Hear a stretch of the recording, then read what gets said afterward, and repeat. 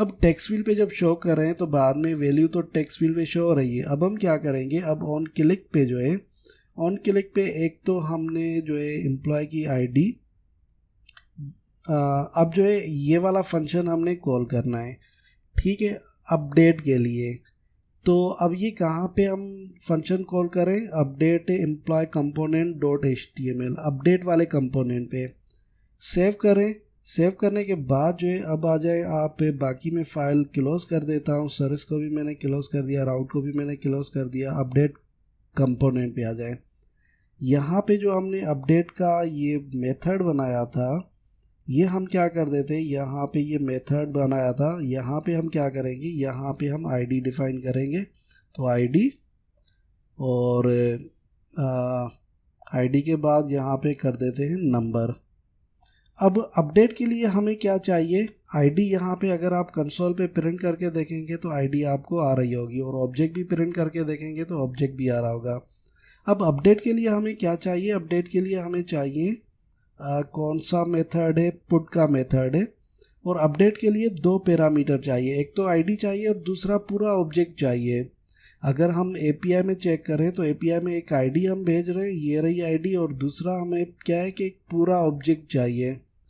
तो वो हम क्या करेंगे, वो हम आईडी ये रही, उसके बाद हम ऑब्जेक्ट कौन सा भेजेंगे, ऑब्जेक्ट ये वाला भेजेंगे जहाँ पे ये वैल्यू बाइंड हो रही है, ये वाली वैल्यू जहाँ पे बाइंड हो रही है, तो यही ऑब्जेक्ट हम भेजेंगे।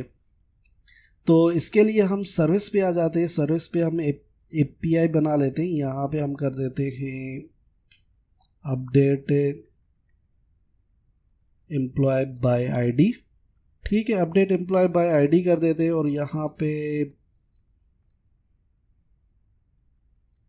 ऑब्जर्वेबल, और यहाँ पे ऑब्जेक्ट कर दे, ऑब्जेक्ट कर दे, यहाँ पे object object object, then curly brackets open and close. यहाँ पे कोई वैल्यू रिटर्न होगी, तो रिटर्न करने के लिए हम क्या करें कि पहले तो दिस डॉट HTTP क्लाइंट के साथ आप इंजेक्ट हो जाएं। और रिक्वेस्ट कौन सी है, रिक्वेस्ट है हमारी पुट की रिक्वेस्ट है। रिटर्न क्या करेगा, रिटर्न एक ऑब्जेक्ट करेगा। और कर्ली ब्रैकेट्स में हम क्या कर रहे हैं कि यहाँ पे हम यूज़ कर रहे हैं डॉलर का sign, curly brackets open and close, और then base URL. Base URL के बाद जो है एक आईडी हम देंगे, तो यहाँ पे आईडी भी हमने देनी है, तो डॉलर का साइन यूज़ करें, curly brackets open and close, this dot ID. और आईडी के बाद यहाँ पे क्या, एक ऑब्जेक्ट चाहिए, तो यहाँ पे हम एक एम्प्लॉय का ऑब्जेक्ट भी भेजेंगे, और एम्प्लॉय का ऑब्जेक्ट यहाँ पे डिफाइन कर देते हैं। तो यहाँ पे मैं कर देता हूँ एम्प्लॉय और EMP, ठीक है, एम्प्लॉय ऑब्जेक्ट। अब मैं ये कोड समझा दूंगा। बेसिकली क्या है कि दो हमें पैरामीटर में वैल्यू चाहिए, एक तो आईडी चाहिए और दूसरा क्या है, दूसरा ऑब्जेक्ट चाहिए। यहाँ पे चेक करें कि कौन सा ऑब्जेक्ट आप अपडेट करना चाह रहे हो और किस आईडी के ब्याह पे आप उसको अपडेट करना चाह रहे हो। तो यहाँ पे आईडी तो हमें पहले ही मिल गई, जो आईडी के ब्याह पे हमने वैल्यू गेट की है, वो आईडी हमने भेज दी है यूआरएल में, क्योंकि यूआरएल में हमने आईडी भेजी है यहाँ पे, ठीक है। दूसरा बॉडी में हम क्या करें, ऑब्जेक्ट भेज रहे हैं। तो चेक करें यहाँ पे हमने क्या किया है कि हमने यहाँ पे, या मैंने जो है वो बॉडी, मैंने जो है एक ऑब्जेक्ट भी भेज दिया है। अब ये ऑब्जेक्ट कहाँ से आएगा, ये ऑब्जेक्ट यहाँ से आएगा। तो यहाँ पे हम कर देते हैं अपडेट एम्प्लॉय, और यहाँ पे हम कर देते हैं this dot employee service update employee by ID.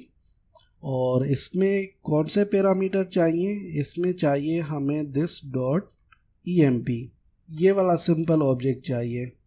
उसके बाद यहाँ पे कर देते हैं सब्सक्राइब और ब्रैकेट्स ओपन एंड क्लोज।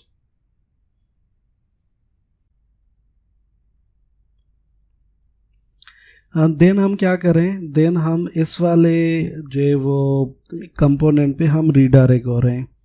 और अब हम चेक करते हैं कि रिकॉर्ड अपडेट करके, और बाद में हम डिस्कस करेंगे कि बेसिकली रिकॉर्ड अपडेट हो रहा है या नहीं।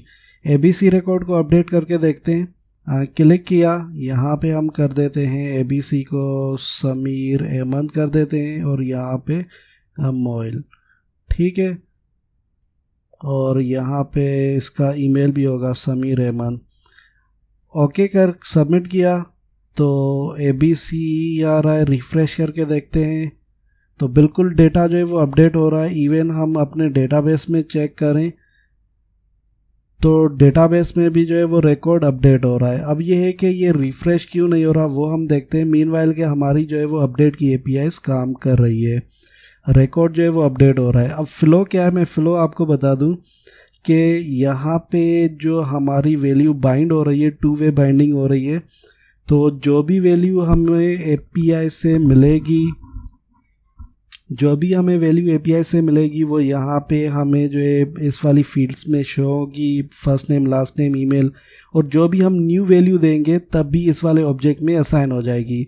और जैसे हम अपडेट पे क्लिक करें तो ये वाला अपडेट मेथड जो है वो कॉल हो रहा है। और इस अपडेट मेथड के थ्रू हम क्या कर रहे हैं,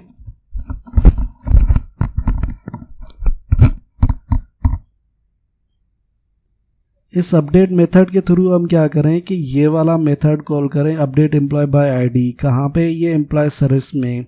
और यहाँ पे जो है एक ऑब्जेक्ट पास करें और यूआरएल में हमें क्या चाहिए, यूआरएल में हमें ऑब्जेक्ट चाहिए और आईडी चाहिए।